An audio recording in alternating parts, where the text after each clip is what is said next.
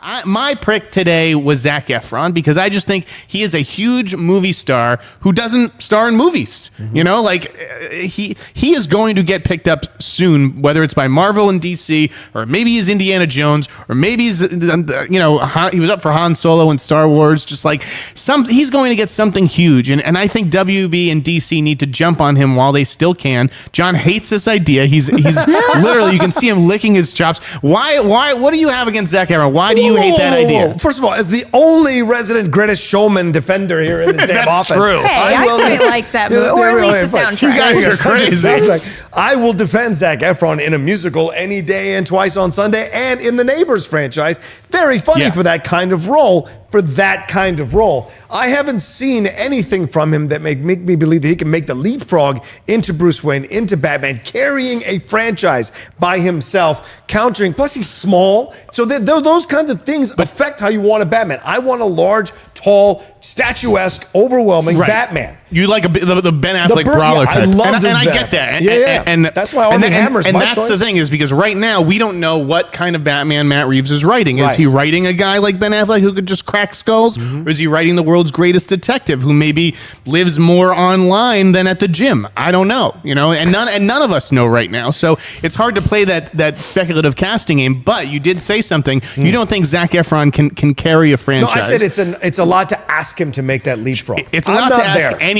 But here's the thing: how many other guys in this 25 to 33 space can do that? Well, Not I think a lot. The second you narrow it down to the importance of finding someone that could be a headliner, that's where I get all hung up on my ideas. Because, I mean, the truth of the matter is, if we're talking about someone in that age range that could have a headline, and forget even the name Batman, just bring people into a theater based on their name alone, their reputation alone, there's very few that could touch Efron. In that age range. Yes. My problem with Efron in particular is kind of like what you were getting at, Rocha. I think he's really good in certain things. Like, I love him in Neighbors. I think he's perfect for stuff like that. I've seen him in a whole bunch of great films.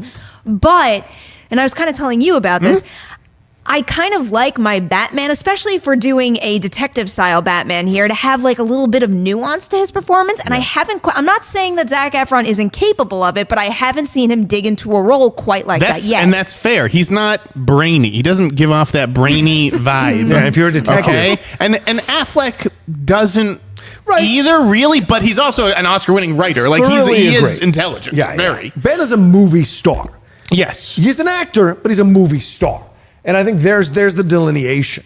Well, Efron's a young guy, though. I mean, he could be Ben Affleck 15 years from now. And I think Perri makes a great point. Like, we haven't seen him do what Pattinson did. Pattinson went the independent film route. Worked with Cronenberg, all these different directors, showing what he can do, the range he has, these grimy, gritty, dirty roles, and got great notices for it. People were surprised. Same thing Kristen Stewart did. Went the whole other route. Both of these people have survived the Twilight thing, and now I could buy Kristen Stewart playing Lois Lane. I can buy Robert Pattinson. People have talked about Pattinson for possible Batman. Sure. I would have a hard time with it, but I would be open to the possibility to see what he could do with it. But with Efron, he hasn't done that. And maybe the Ted Bundy film, which you have enjoyed, are very glowing about. I haven't seen. I haven't seen it either. It's just the general consensus. The word is that he's very good in it. I'm mixed on it. I don't think Riley was too. I don't think it's a problem with the performances. I think it's more about the perspective that story was told from more so than anything. Okay. But you think Pattinson would work, and I not necessarily work. I would say I would be open to it. It's not the first name I would run to. Because I think Efron has been doing, like, The Greatest Showman. That's not a little indie, but that's a huge commercial blockbuster. He just did The Beach Bum.